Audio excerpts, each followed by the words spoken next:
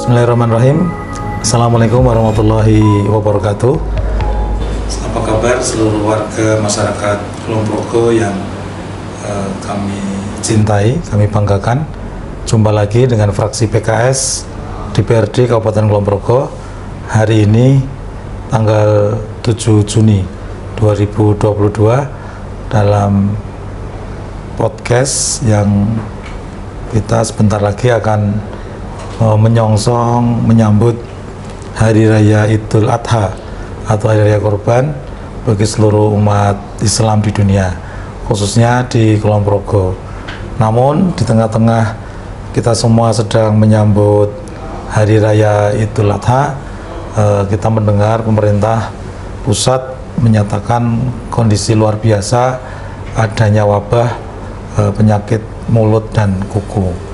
Oleh karena itu pagi hari ini kita datangkan narasumber dan telah hadir bersama saya Sugeng Rawuh Pak Sudarmanto, beliau Dr. Hewan Sudarmanto, Kabid Kesehatan Hewan dari Dinas Pertanian dan Pangan Kabupaten Kulon Progo, yang nanti panjang lebar mencoba menyampaikan informasi yang dibutuhkan oleh masyarakat banyak, terutama nanti penyelenggara penyembelihan hewan kurban di masyarakat, di masjid ataupun di masyarakat, sehingga memenuhi prosedur kesehatan hewan yang layak dan aman untuk dikonsumsi.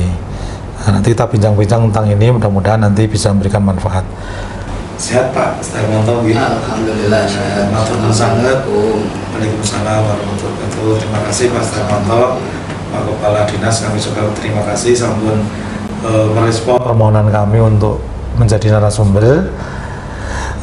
Langsung saja Pak Sudarmanto, nanti mohon penjelasannya tentang pertama apa itu PMK, karena masyarakat juga banyak istilah yang dikenal atau disamakan. PMK itu apakah semacam batuk pilek bagi hewan? Nah, ini mohon penjelasan dulu apa itu PMK dan ciri-cirinya Pak, ya. Kalau kita melihat hewan itu seperti apa, dan ini hewan apa saja Pak yang kena ini? Ya, monggo Pak.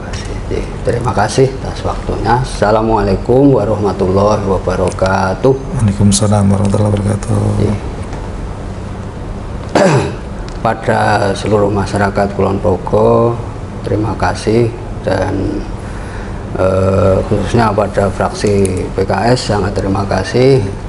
Alhamdulillah, puji syukur kita panjatkan kehadirat Allah Subhanahu wa Ta'ala. Pada saat ini kami bisa sowan di fraksi PKS Kulon Progo ini dalam rangka bincang-bincang terkait dengan yang sekarang penyakit pada hewan yang muncul, yaitu penyakit mulut dan kuku. Terima kasih sekali.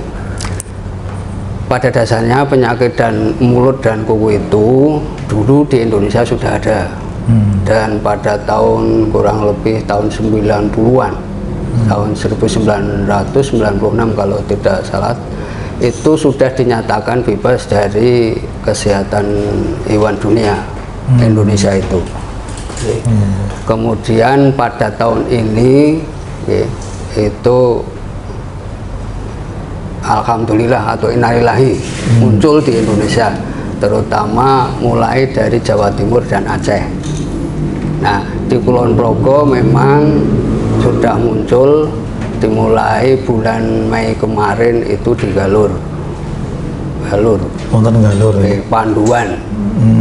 Kapan wong Galur. Nah, penyakit PMK ini adalah penyakit yang disebabkan oleh virus yang pada dasarnya penyakit virus itu sama sekali kan belum ada obatnya. Nah, obatnya itu memang yang paling tepat adalah vaksinasi.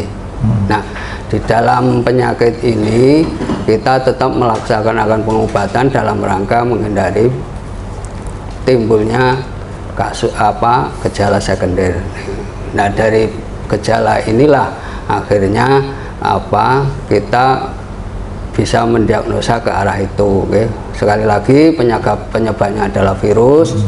Kemudian gejala yang ada adalah hewan itu lesu, kemudian suhunya naik, kemudian tidak mau makan, diteruskan dengan adanya leleran pada mulut dan hidung yang sangat banyak sekali. Nah, kemudian ketika dibuka mulutnya itu ada lesi atau luka di lidah atau di bibir atau di langit-langit. Nah, kemudian dilanjutkan pincang dan ada lesi di belahan kuku. Nah, kemudian ada kemungkinan kukunya bisa lepas atau cepol bahasa Jawanya. Nah, penyakit ini hanya menyerang pada hewan berkuku genap.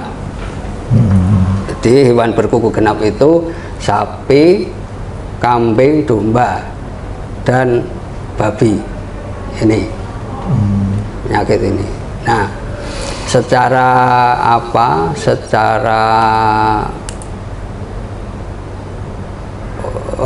penyakit ini bukan zoonosis, artinya tidak menular pada manusia, bukan zoonosis, sehingga sebenarnya dagingnya ketika disembelih tetap aman dikonsumsi dengan catatan harus dimasak sesuai standar. Oke. Pemanasannya paling tidak 30 menit minimal tuh. Nah, kemudian di Kulon Progo sendiri penyakit ini sudah ada atau timbul dimulai sekitar tanggal 13 Mei. Itu kita mendapatkan kasus di Kapanewon Panduan, kemudian kita dicek oleh Poskeswan, oleh dokter hewan, medik veteriner di Poskeswan, kemudian hari berikutnya diambil sampelnya untuk dilakukan uji lab oleh BPVET Wates. Nah, kemudian pada tanggal berikutnya tanggal 15 itu hasil lab keluar. Oke. Yang kita ambil 2 ekor domba, kemudian 2 ekor sapi. Hasil lab yang positif itu 1 domba dan 1 sapi. Nah, kemudian dilakukan pengobatan oleh Poskeswan. Nah, dari perjalanan itu dombanya mati 1, kemudian sapi dan domba yang lain sehat. Nah, hari berikutnya kita mengambil sampel karena ada suspek juga di tempat itu juga, itu sekitar 8 domba. 8 domba, hasil yang positif hanya 1 dan dalam proses pengobatan dan proses sembuh.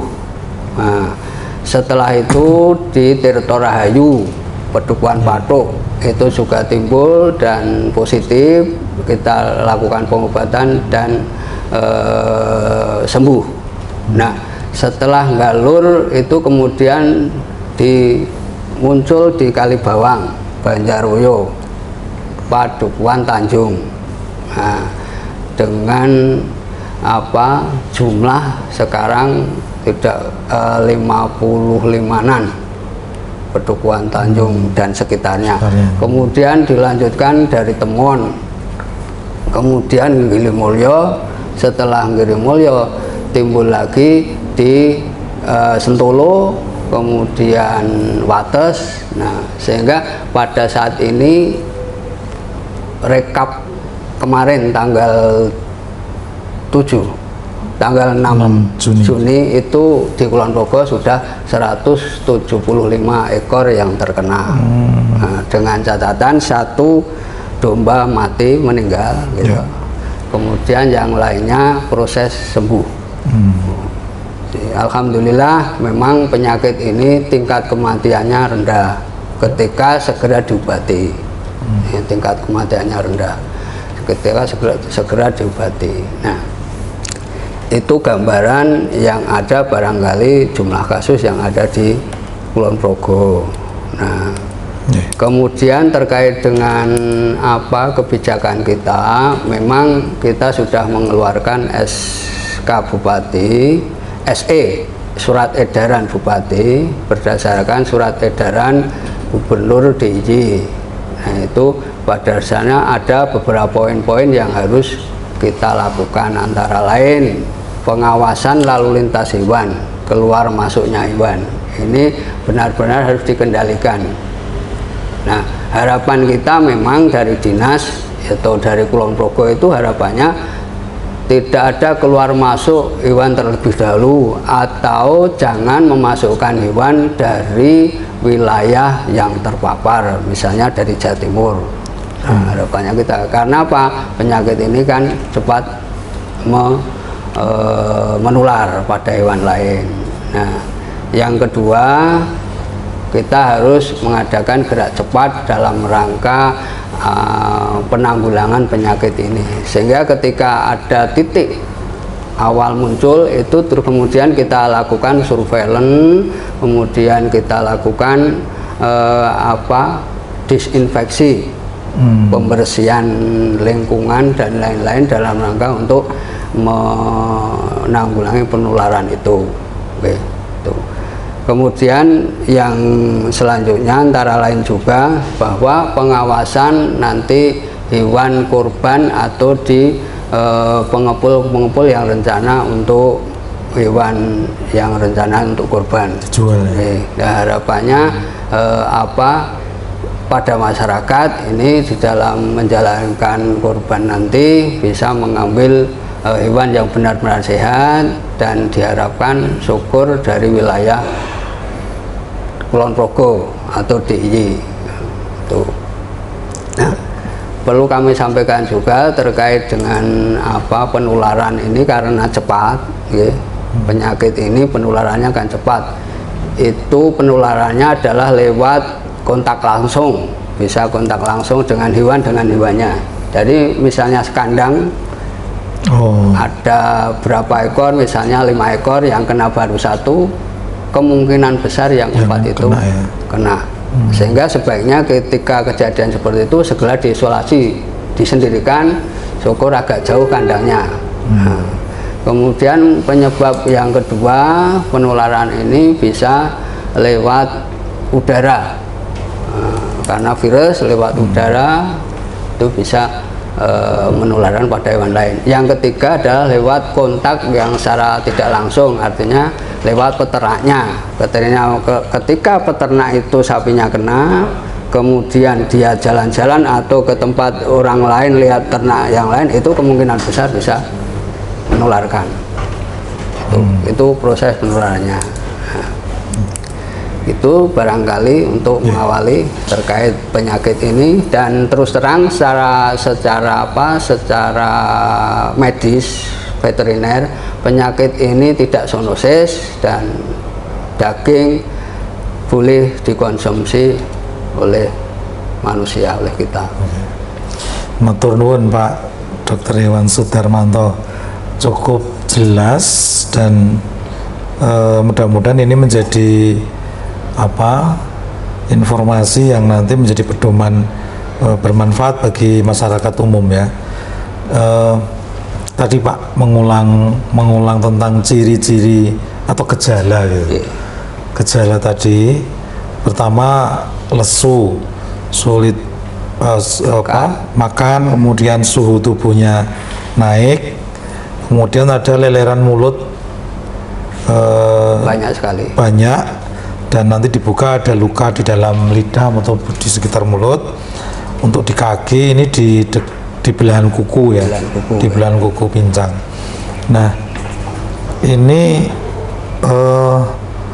sebenarnya masyarakat umum terhadap gejala-gejala menika sangat mudah mengenali, ataukah ini nanti perlu dokter hewan Pak untuk mengatakan ini dipastikan terkena PMK, Pak? Karena nanti tentunya kan masyarakat kalau nanti membeli hewan kurban ini kan, kalau masyarakat tidak bisa mengenali sendiri, ini akan repot. Nah, maka apakah harus dokter terkait, ataukah nanti dari pihak pemerintah daerah semacam memiliki tanda sehat bagi seluruh hewan-hewan yang tentunya layak untuk dijadikan hewan kurban, Pak.